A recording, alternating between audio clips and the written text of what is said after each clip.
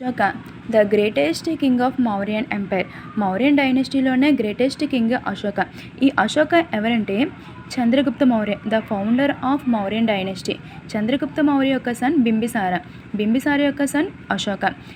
చంద్రగుప్త మౌర్య తన రాజ్యాన్ని బింబిసారకి విడిచిపెట్టి శ్రావణ బెళగోళకు వెళ్ళిపోతారనమాట ఫస్ట్ అల్లేఖనం కోసం.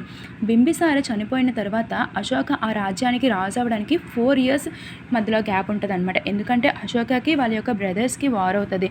ఆ టైంలో అశోక అనేవారు తన 99 బ్రదర్స్ని చంపేశారు, ఎందుకంటే ఆ సింహాసనం కోసం. సో ఇతనికి ఆ టైంలో అశోకకి హెల్ప్ చేసిన పర్సన్ రాధాగుప్త. అశోక యొక్క మినిస్టర్ రాధాగుప్త అశోకకి హెల్ప్ చేస్తారు. సో ఇది ఎక్కడి నుంచి ఈ సోర్స్ అంటే సమ్ బుద్ధిస్ట్ ట్రెడిషన్ ప్రకారం, సమ్ హిస్టోరియన్స్ ప్రకారం, దీపవంశ మహావంశ ప్రకారం అశోక తన యొక్క 99 బ్రదర్స్ని చంపి తన రాజ్యానికి రాజు అవుతారని ఉంటుంది. దాని తర్వాత అశోక కళింగాని కాన్క్వైర్ చేస్తారు. కళింగాని ఎందుకు కాన్క్వైర్ చేస్తారంటే అది చాలా ఇంపార్టెంట్ అనమాట. ట్రేడ్ పర్పస్కి చాలా ఇంపార్టెంట్.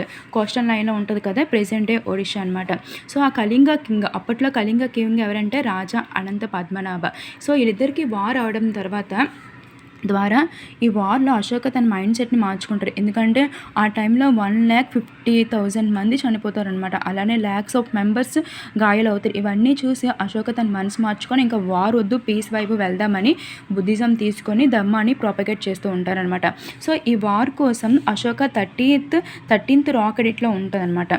ఈ వార్ కోసం, ఇది అశోక కోసం. వీడియో నచ్చితే లైక్ చేయండి. ఇలాంటి కంటెంట్ కోసం ఛానల్ని సబ్స్క్రైబ్ చేసుకోండి.